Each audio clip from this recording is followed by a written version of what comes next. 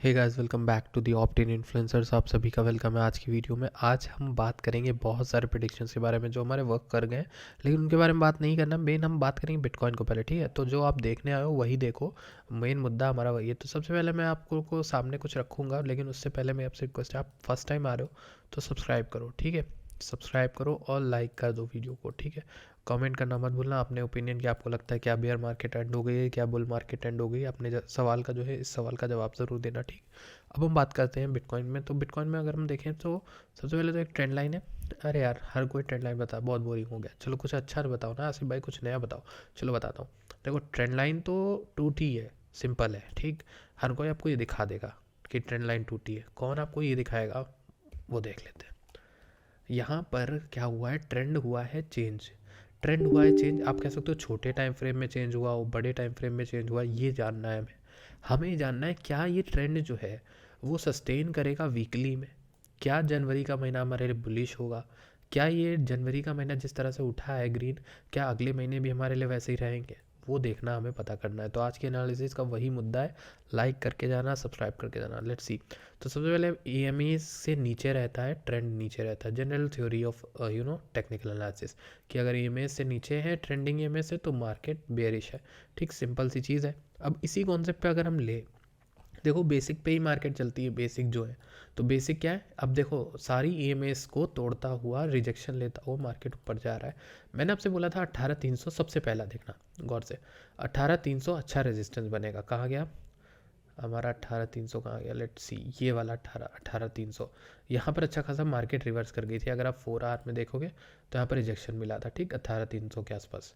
कहाँ गया ये वाला एरिया? देखो, ये देखो, जो जब मार्केट रुकी थी इस एरिया में, ऐसे यूँ देखो रुकी हुई थी मार्केट, ठीक। तो ये यहाँ पे रिजेक्शन मिला। जब लास्ट एनालिसिस की थी तो ये बताया था आपको। अब नेक्स्ट देखो, तो 4 आवर में तो ट्रेंड बुलिश है। अब अगर हम डेली में देखें, लेट्स सी, डेली में सारी इमेज को पार करता। इनफैक्ट ये वाला, ये क्रॉसओवर भी हो गया हमारा। 20 और 50 EMA का तो क्रॉसओवर भी हो गया। अभी हमारा 100 EMA और यहाँ पर बैठा हुआ है 200 EMA, जो अभी रिजेक्शन दे रहा है प्राइस को। अगर प्राइस इसके ऊपर सस्टेन कर गया, यानी इसी हाई को मार दिया, इसने तोड़ दिया, सारे सेलर जो है, जो यहाँ शॉर्ट करके बैठे हैं, सब गए।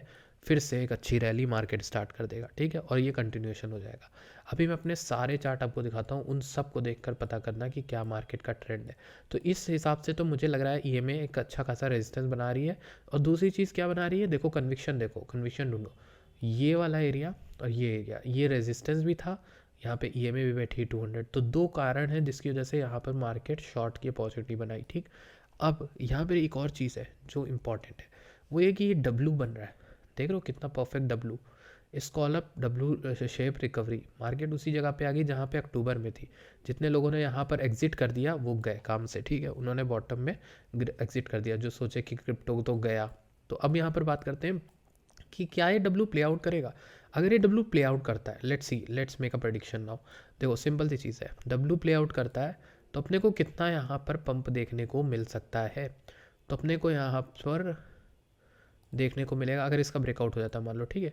तो इसका ब्रेकआउट होने पर अपने को थोड़ा बहुत पंप यहाँ तक का देखने को मिलेगा, ठीक। इस नेक्स्ट एरिया ऑफ रेजिस्टेंस के अराउंड।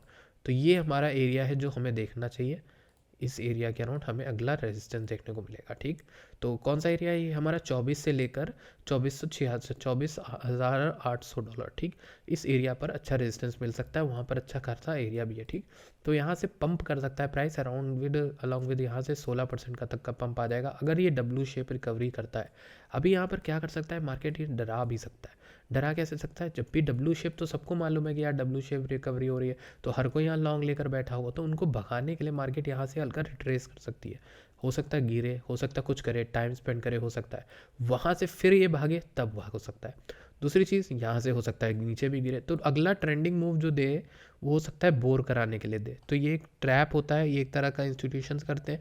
जब भी मार्केट बहुत ज़्यादा उठती है तो हर कोई देख रहा है W बन रहा है, तो हर कोई बाय करने लगेगा। तो हर कोई बाय करेगा तो सेल कौन करेगा? इसलिए प्रॉब्लम ये होती है कि ऐसे टाइम पर ट्रैप बनाए जाते हैं। ट्रैप जैसे कि ये विक बनी, सबने सोचा होगा ये वाला रेजिस्टेंस अगर तोड़ देता है मार्केट तो W का टारगेट हम सेट कर सकते हैं 24,000 तक। लेकिन अभी टारगेट सेट नहीं हुआ, यह जाता है 21,300 से 21,400 से तुरंत लुढ़क जाता है, ये चला जाता है नीचे काफ़ी ज़्यादा, ठीक। तो ये चीज़ आपको समझनी है कि हाँ ट्रैप जो है मार्केट में सेट किए जाते हैं, जानबूझ के ऐसे पैटर्न बनाए जाते हैं, इंस्टीट्यूशन जानबूझ के प्राइस को ऐसे भगाते हैं ताकि आपको ये पैटर्न दिखे। इस डब्लू को बनाने के पीछे बिलियंस ऑफ डॉलर बने हैं, ठीक है, इंस्टीट्यूशन के, ताकि आप बेवकूफ़ बनो।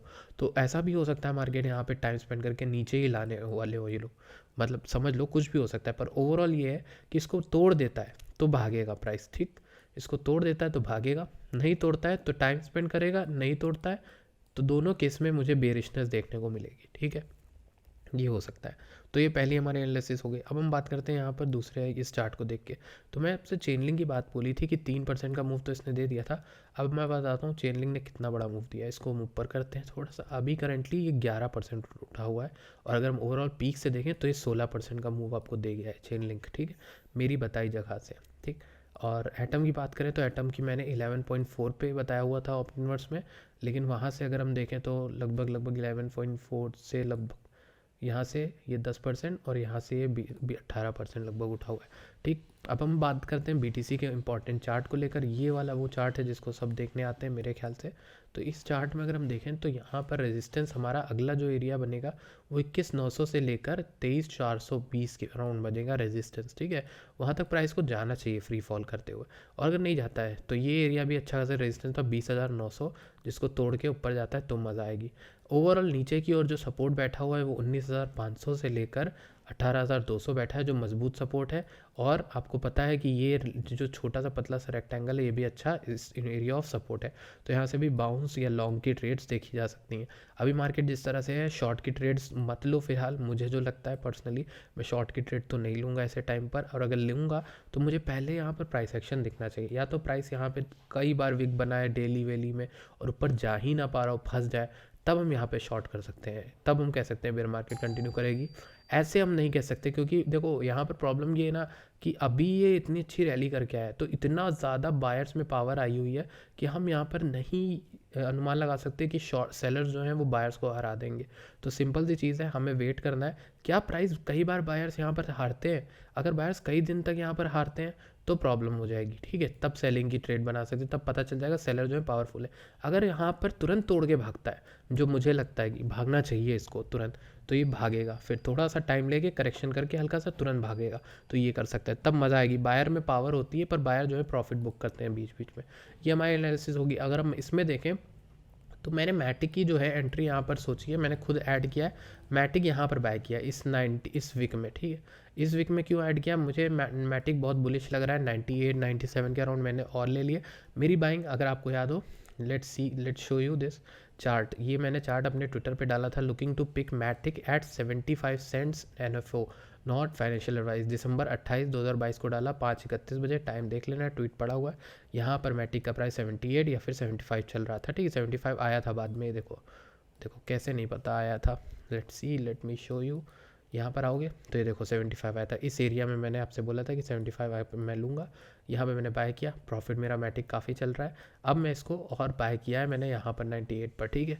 तो एवरेज यहाँ से अगर हम देखें तो मैटिक में मेरा प्रॉफिट 31% का है, और ऑल ओवर ये 40% ऊपर गया था, ठीक। तो अभी के लिए मुझे लगता है इस एरिया में मैटिक को बाय किया जा सकता है, क्योंकि ये सपोर्ट है ना ओवरऑल, और ट्रेंड इसका चल रहा है ग्रीन, ठीक है, अप ट्रेंड है।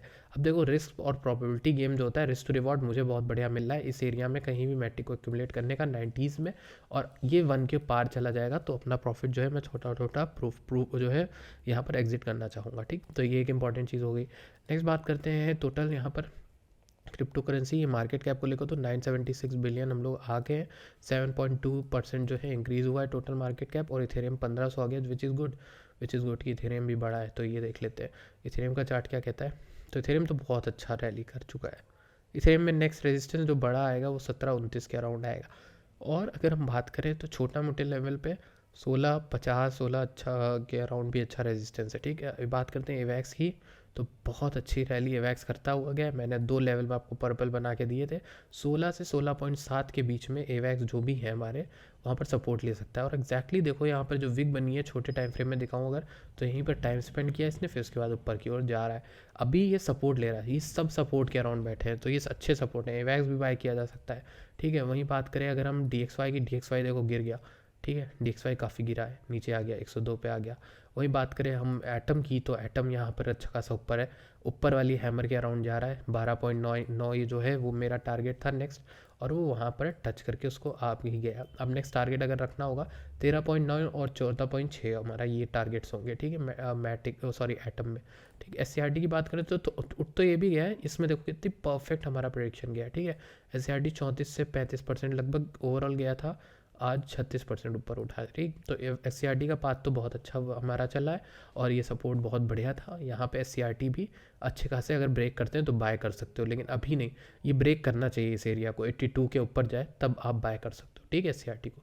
तो that is all for today's update. I hope आपको अच्छा लगा तो प्लीज़ वीडियो लाइक करके ही जाना। Thank you so much for joining this channel and join the Telegram group, description में लिंक है। Thank you so much for watching this video.